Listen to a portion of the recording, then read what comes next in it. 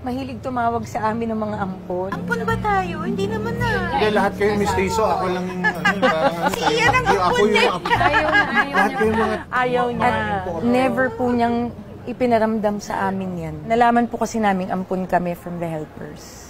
And surprisingly, what Ate Lot said, yun din ang sinabi ni Mami. Same.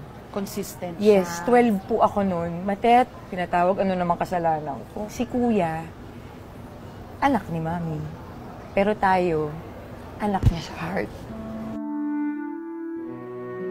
Bakit si Ian lang ang galing sa tiyan mo? Bakit ako hindi? Gusto ko ako din. Ikaw galing ka sa Panginoon, bigay ka sa akin. Si Ian, siya lang yung pinagbuntis ko. But Mommy kasi never treated us any differently from Ian. Ako naman nasaktan kasi bakit hindi tayo pare-pareho? Oo. Kasi love na love ko ate ko eh. Talagang siya yung laging kadikit ko. So kinimkim ko yun. Pero there was this parang lingering feeling na I'm very thankful. Naging ate ko siya.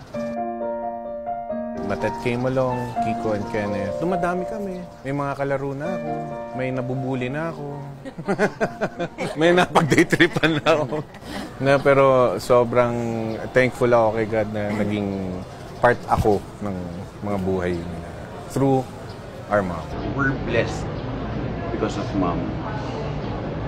And the one thing na natutunan ko po sa kanya is always give respect. Kamusta ba maging anak ni Nora Honor? Ang unang pumapasok po sa akin, blessing, God's gift. Nasa ang mami. Yung huling pagsasama namin ng mami ko, yun yung isa sa pinakamasayang experience ko sa kanya. Yung Pasko yun eh. Kaming dalawa lang po.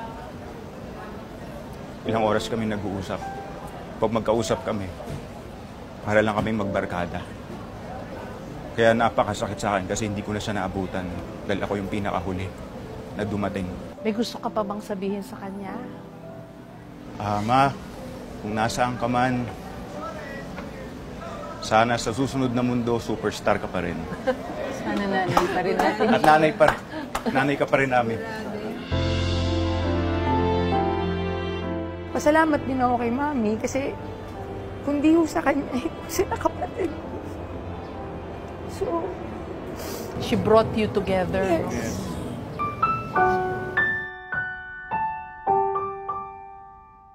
I'm grateful for the love that our family has been receiving, especially now.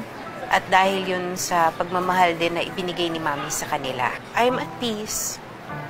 And I hope that everybody just prays for my mom.